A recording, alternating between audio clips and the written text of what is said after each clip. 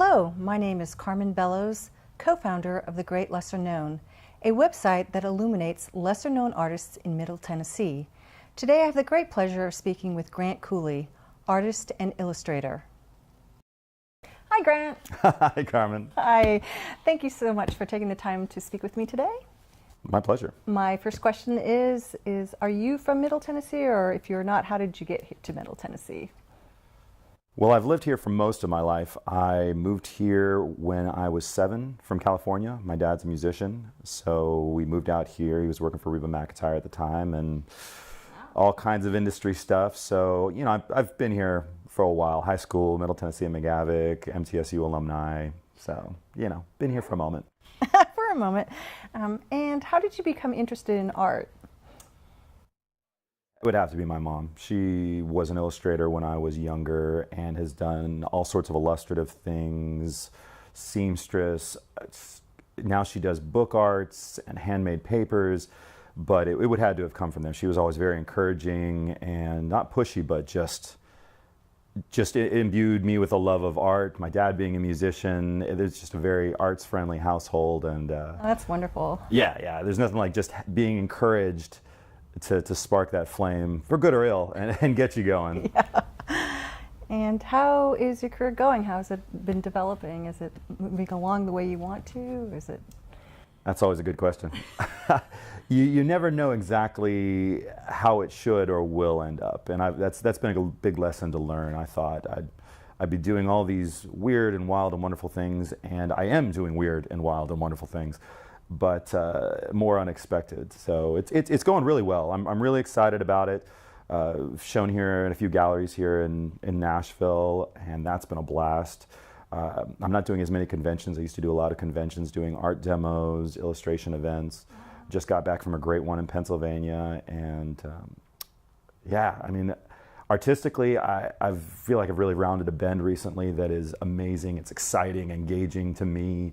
And it's getting a really good response from a lot of my peers and my heroes. So that's also makes me feel more validated, and I feel like it's going to lead to some big stuff this year. So I'm pretty excited about that. Excellent, excellent. And what is your primary subject matter, and why is it your primary subject matter?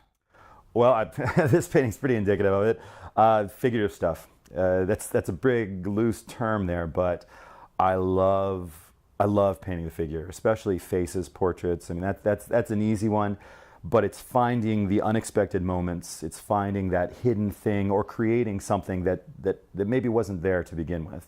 The juxtaposition of natural forms, and I mean, in this case, there's some organic shapes there, but my entire body of work has primarily figures next to something odd, or in a situation that is not what you would be used to seeing it. Some beautiful form in a menacing environment, yes. A beautiful form in a non-sexual manner, in a place where you'd think like, oh, wait a minute, that's not what I thought I was going to see. So it's that element of surprise for myself, and finding something that, again, that you weren't expecting, that I wasn't expecting, and rolling with it. Well, that's excellent. What techniques do you employ when you're doing your artwork? Man, a little bit of everything. I have been primarily an oil painter for the past 6 or 7 years. Before then, doing acrylics. Started with watercolor and drawing. But now, this piece is a good example. The past 8 or 9 pieces I've done this year have been a combination of a preliminary layer of a Japanese technique called suminagashi, where you do an ink transfer on a bed of water to rice paper, mulberry paper, high-end printer paper.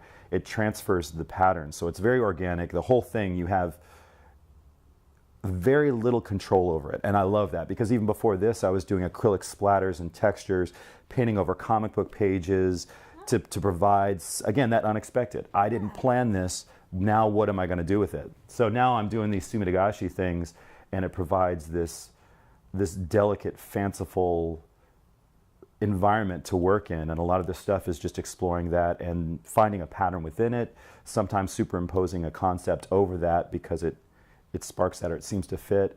But the most fun I've had is something like this Morning Star painting, where I saw these shapes folding out, and I was like, well, this is really a shoulder bed. Let me dive into that. So again, it's that figurative stuff over unexpected things. And again, an ink underpainting followed by layers of oils, a lot of it just single pass, moderate, medium, and exploratory. Well, your work is fascinating to look at, and I really enjoy it, and every piece is a surprise to me. Things that I would never put together. I really enjoy looking at your work. Thank you so much for taking the time to talk with us today, and best of luck in the future. It sounds like you're well on your way to where you want to be, so thank you for your time. Oh, no, I appreciate it. Thanks for taking the time to come out here.